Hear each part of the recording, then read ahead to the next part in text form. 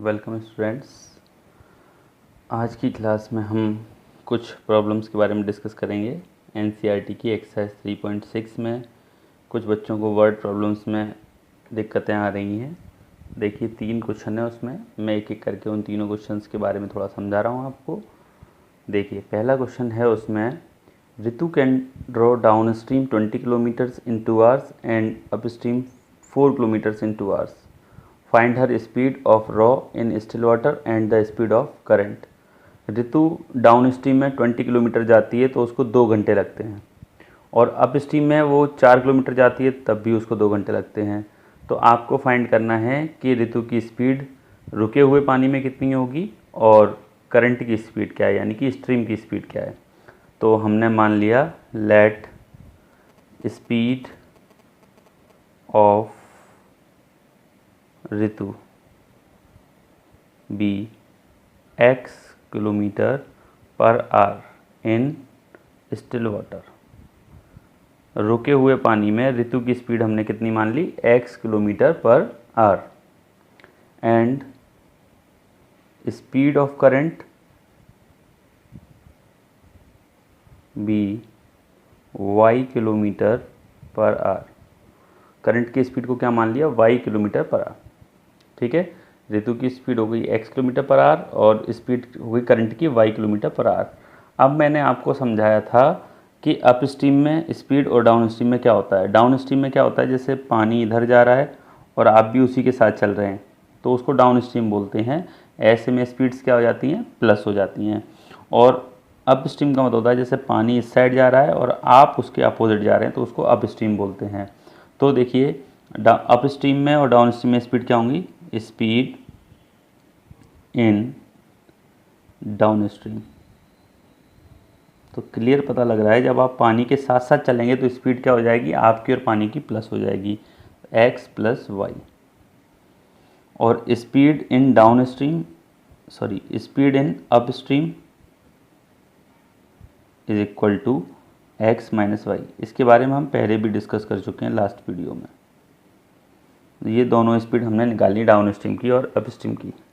पहली कंडीशन में वो डाउन स्ट्रीम में कितनी डिस्टेंस कवर कर रहा है, 20, और टाइम कितना लग रहा है, 2 आवर्स। तो आपको पता है फॉर्मूला टाइम का क्या होता है, डिस्टेंस अपॉन स्पीड। तो डिस्टेंस हो गई 20 अपॉन स्पीड डाउन स्ट्रीम में कितनी, x plus y, equal to time कितना है, 2 hours. Distance upon speed is equal to time.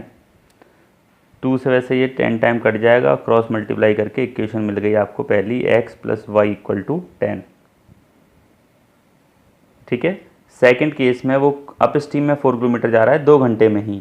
तो स्पीड आपको पता है अप स्ट्रीम की x माइनस वाई और डिस्टेंस पता है 4, तो distance upon speed is equal to time. फिर ये 2 से 2 टाइम कैंसिल हुआ और क्रॉस मल्टीप्लाई किया तो x minus y equal to 2। ये आ गई आपकी सेकंड इक्वेशन।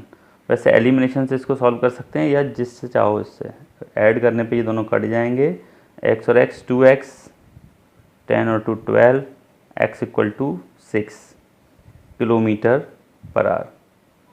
और ये वैल्यू पुट कर दी अगर फर्स्ट इक्वेशन में तो ये हो जाएगा 6 प्लस वाई इक्वल टू 10, यानी कि y इक्वल टू 10 माइनस 6, यानी कि 4 किलोमीटर पर आवर। ठीक है, ऋतु की स्पीड हो गई 6 किलोमीटर पर आवर और स्ट्रीम की स्पीड हो गई 4 किलोमीटर पर आवर। इस तरीके से आप इस क्वेश्चन को सॉल्व कर सकते हैं। ठीक है, next question is 2 women and 5 men can together finish an embroidery work in 4 days। 2 औरतें और 5 आदमी एक एम्ब्रॉयडरी वर्क को 4 दिन में पूरा कर लेते हैं। while 3 women and 6 men can finish it in 3 days। जबकि 3 औरतें और 6 आदमी मिलकर उसी काम को 3 दिन में पूरा कर लेते हैं। तो आपको फाइंड करना है कि एक अकेली औरत उस काम को कितने दिन में पूरा कर सकती है, या और एक आदमी उस काम को कितने दिन में पूरा कर सकता है। वर्क वाले जितने भी क्वेश्चन होंगे वो यूनिटरी मेथड के ऊपर बेस्ड होते हैं। देखिए हमने मान लिया let 1 women can finish the work in X days and one man can finish in Y days। हमने मान लिया कि एक औरत X दिनों में पूरा कर पाएगी काम को और एक आदमी Y दिनों में पूरा कर पाएगा अगर अकेले करते हैं तो देखिए एक औरत X दिन में पूरा काम कर लेती है तो एक दिन में कितना काम करेगी। अब यहाँ यूनिटरी मेथड लगेगा। X डेज में कितना काम कर रही है वो, पूरा एक, तो एक दिन में कितना काम करेगी, तो 1/x यूनिटरी मेथड का यूज़ किया हमने। तो देखिए ये एक औरत का कितने दिन का काम आया, एक दिन का। ठीक है, औरतें कितने काम कर रही हैं पहले केस में, 2। ठीक, तो 2 औरतें एक दिन में कितना काम करेंगी, 2/x। एक औरत कर रही थी 1/x, 2 औरतें होंगी तो 2/x। ठीक है, इसी तरीके आदमी का निकालते हैं। वाई डेज में पूरा काम करते हैं। वाई डेज में एक आदमी कर पाता है पूरा एक काम, तो एक दिन में कितना कर पाएगा वो, 1/y। तो यानी कि आदमी कितने थे हमारे पास, 5। एक आदमी कर रहा है 1/5, तो 5 मैन कितना करेंगे, 5 × 5, 5/y। और ये टोटल काम जो है वो कितने दिन का निकल के आया, एक दिन का। तो यहाँ देखिए ये वैसे 4 दिन में पूरा काम कर रहे थे, 4 डेज में कितना काम कर रहे हैं, एक। तो एक दिन में कितना काम करेंगे, 1 डे में करेंगे 1/4 वर्क। तो ये दोनों का काम मिलके पूरा कितना हो गया, 1/4 पार्ट। ठीक है, ये हो गई आपकी क्वेश्चन नंबर फर्स्ट। इनको सॉल्व करना मैं आपको बता चुका हूँ पहले। अब देखिए इसी तरीके इसका निकालेंगे। तो 3 औरतें हैं तो 3/x हो गया एक दिन का, और 6 मैन तो 6 मैन्स का हो गया 6/y। और टोटल वर्क कितना हुआ एक दिन में, 3 दिन में एक काम, तो एक दिन में 1/3। ये हो गई सेकंड इक्वेशन। अब इन दोनों इक्वेशनों को आप सॉल्व कर सकते हैं। आपको बताया था कैसे, let 1/x is equal to u and 1/y is equal to v मान के अब आप इनको सॉल्व करेंगे तो ये बन जाएगी equation 2u + 5v equal to 1/4, और ये बन जाएगी 3u + 6v इक्वल टू 1/3। और इससे आगे ये आप खुद करेंगे क्योंकि अब इनको बस किसी भी मेथड से सॉल्व करना है। u और v की वैल्यू निकाल के u की जगह 1/x रख के x की वैल्यू मिलेगी और v की जगह 1/y रख के दूसरी वैल्यू मिलेगी। इस तरीके से आप x और y की वैल्यू यहाँ से फाइंड कर सकते हैं। अब इन इक्वेशनों को अपने आप ही आपको सॉल्व करना है। ठीक है, लेकिन मेथड दिमाग में रखें, हमेशा एक दिन का काम निकाल के सॉल्व किया जाएगा। एक औरत x दिन में कर पा रही थी पूरे काम को, तो x डेज में कितना काम कर रही थी, 1 पूरा वर्क। तो एक दिन में कितना पार्ट कर पाएगी उस काम का, 1/x पार्ट। ठीक है, औरतें कितनी थी पहले केस में, 2, तो एक औरत 1/x, तो 2 औरतें 2/x। ऐसे ही आदमियों का निकाल लिया, वाई डेज में पूरा काम करते हैं तो एक दिन में कितना काम कर पाएगा एक आदमी, 1/y। तो 5 मैन है तो 5 का ऐसा मल्टीप्लाई हो गया, तो 5 × 5/y। ये टोटल काम जो निकल के आया वो एक दिन का हुआ। ठीक है, तो पूरा 4 दिन में कर रहे थे तो 4 दिन में किया एक काम, तो एक दिन में कितना किया इन्होंने, 1/4 पार्ट, तो इक्वल टू 1/4। दोनों का काम मिला के 1/4 के इक्वल रख दिया। इसी तरीके से सेकंड इक्वेशन जनरेट किए। ठीक है, अब लास्ट क्वेश्चन और है, उसको भी मैं समझा देता हूँ। देखिए क्वेश्चन है, Ruhi travels 300 kilometre to her home partly by train and partly by bus. Ruhi 300 kilometre की डिस्टेंस अपने घर की कुछ पार्ट तो उसका ट्रेन से कवर करती है और कुछ पार्ट बस से कवर करती है।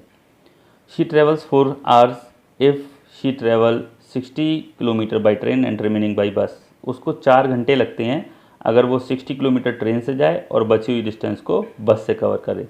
ठीक है, if she travels 100 kilometre by train and remaining by bus she takes 10 minutes longer.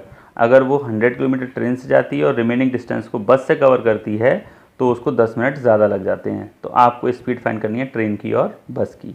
तो देखिए, let speed of train be x kilometre per hour and speed of bus be y kilometre per our.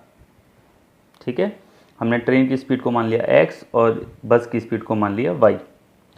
Total distance कितनी है, 300। तो पहले case में उसने 60 kilometre train से cover किया है। जब 60 किलोमीटर ट्रेन से कवर करेगी तो बस से कितना कवर करेगी, बची हुई डिस्टेंस का मतलब 300 में से 60 माइनस कर दिया, 300 में से 60 माइनस हुआ तो 240 किलोमीटर वो बस से कवर करेगी। तो देखिए आपको फॉर्मूला अभी पता ही था, distance is equal to speed into time, या टाइम का निकालें तो time is equal to distance upon speed. तो डिस्टेंस कितनी है 60 अपॉन स्पीड कितनी है ट्रेन की x, ये टाइम निकल आया ट्रेन से। अब बस का टाइम निकालिए, बस में उसको कितना टाइम लगा, तो बस से कितनी डिस्टेंस कवर किया उसने 240, 300 में से 60 माइनस करके 240 आ गया, और अपॉन स्पीड कितनी है बस की y, और टोटल टाइम दोनों का मिला के उसको कितना लगा 4 घंटे। ये तो बन गई आपकी फर्स्ट इक्वेशन। ठीक है, अब इसी तरीके से उसको ट्रेन से 100 किलोमीटर अगर कवर करती है और बस से बची हुई डिस्टेंस, तो 100 किलोमीटर ट्रेन से कवर किया तो ट्रेन से टाइम कितना लगा उसमें, सेकंड केस में डिस्टेंस अपॉन स्पीड, ये टाइम हो गया ट्रेन का। अब बस का निकालेंगे तो 100 किलोमीटर तो वो ट्रेन से कवर कर चुकी है, तो 300 में से 100 माइनस करो कितना बचा 200 उसने बस से कवर किया, तो 200 upon y, distance upon speed, ये टाइम निकल आया किसका बस का। और जो टोटल टाइम था वो उसको 10 मिनट ज़्यादा लगे पहले से, तो पहले कितने लग रहे थे 4 घंटे, अब 10 मिनट ज़्यादा का मतलब 4 राइट 10 अपॉन 60, 10 मिनट को भी आवर्स में चेंज कर लिया 60 का डिवाइड लगा के, तो 0 से 0 कैंसिल हो जाएगा यहाँ पर, 4 राइट 1 अपॉन 6, ये हो गई इक्वेशन नंबर सेकेंड। अब आप इसको 1 अपॉन एक्स को u और 1 अपॉन वाई को v मान के सिंपल कर सकते हैं और सॉल्व कर सकते हैं। 1 अपॉन एक्स को u और 1 अपॉन वाई को v मान लिया, तो ये इक्वेशन कन्वर्ट होकर बन जाएंगी, देखिए 60u plus 240v equal to 4, और यहाँ बन जाएगी 100u plus 200v is equal to 6 4 या 24 और 125 अपॉन 6, ये नई इक्वेशन है बन गई थर्ड और फोर्थ। इन दोनों को सॉल्व करके u और v की वैल्यू फाइंड करेंगे, अपने आप सॉल्व करना है u की वैल्यू और v की, और u की जगह पे 1 अपॉन एक्स पुट करके x की वैल्यू मिल जाएगी, और v की जगह 1 अपॉन वाई पुट करके y की वैल्यू मिल जाएगी। इस तरीके से आपको ट्रेन की और बस की स्पीड मिल जाएंगी। ठीक है, अब ये NCERT के 3.6 के तीनों क्वेश्चन वर्ड प्रॉब्लम्स के हो चुके हैं। अब आगे आपको जो भी प्रॉब्लम्स हों वो भी जल्दी से जल्दी आप पूछिए, जिससे ये चैप्टर कंप्लीट हो जाएगा, फिर हम आगे चलेंगे नेक्स्ट एक्सरसाइज के ऊपर। ठीक है, थैंक यू।